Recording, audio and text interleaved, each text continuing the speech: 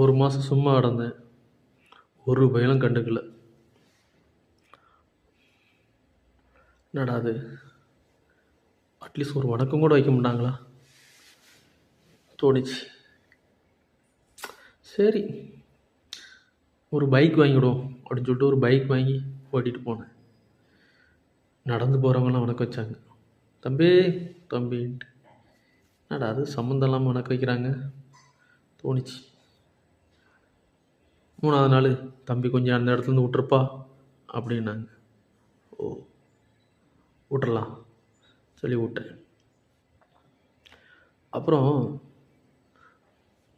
துணி வியாபாரம் பண்ணலான்னு சொல்லிட்டு 4-5 துணி வாங்கி விற்றுக்கிட்டு இருந்தேன். இருக்கிற பொம்பளை ஆட்கள்லாம் வந்து வணக்கம் வச்சுட்டு போச்சு. தம்பி நல்லா இருக்கியாப்பா அப்படின்ட்டு. என்னடா அது வணக்கம் வைக்கிறாங்க சம்மந்தம் இல்லாமல், அதுவும் லேடிஸ்லாம் அப்படி தோணுச்சு. அப்புறம் தான் பார்த்தேன், துணியில் எப்பா ஒரு 50 ரூபா கம்மி பண்ணிப்பா, 100 ரூபா கம்மி பண்ணிப்பா அப்படின்னு சொல்லிட்டு எல்லாம் வந்து நின்றுச்சுங்க. ஓ, கம்மி பண்ணிடலாம், சரி ஓகே. அடுத்தப்ப எதர்ச்சியாக ஒரு மெக்கானிக் செட்டு போனேன், பைக் ரிப்பேர் ஆயிடுச்சுன்னு சொல்லிட்டு. அங்கே இருக்கிற சுற்றி இருக்கிற பார்க்குற மெக்கானிக்கெல்லாம் பார்த்தானுங்க. தம்பி வணக்கம் வச்சானுங்க.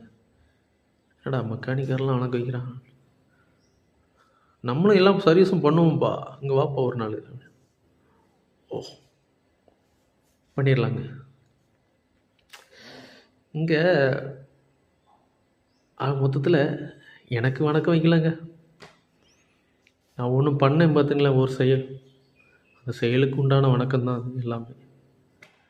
நான் சும்மா ஒரு இடத்துல உட்காரேன், ஒரு பேரும் கண்டுக்க மாட்டான். ஏதாவது பண்ணிகிட்டே இருந்தேன்னு வச்சுங்களேன், அதோட தேவைகளுக்கு ஏற்றாப்ப எனக்கு வணக்கம் வைக்கிறாங்க. எனக்கு வணக்கம் வைக்கல, அவங்களோட தேவைக்கு அவங்களே மரியாதை கொடுத்துறாங்க, அவங்களே வணக்கம் வச்சுறாங்க. அவங்க தேவைப்படலைன்னா யாரும் கண்டுக்க மாட்டாங்க. இங்கே நம்ம எதுக்கு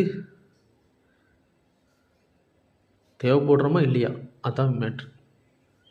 நீ தேவைப்படலையா வேண்டாம், நீ தேவைப்படுறியா 10 வணக்கம் கூட வைக்கிறேன், காலை கூட விழுறேன்ப்பா, ஏன்னா நீ எனக்கு தேவைப்படுவ. அதுதான் சொசைட்டி அப்படியே போயிட்டுருக்குது. இதில் நான் இந்த வணக்கத்தை நம்பி இவங்களாம் நமக்கு மரியாதை கொடுக்குறேன், இவங்களாம் நமக்கு உண்மையாக இருக்காங்க நான் நினைக்க முடியுமா? ஐயோ பெரிய முட்டாள்தனம்.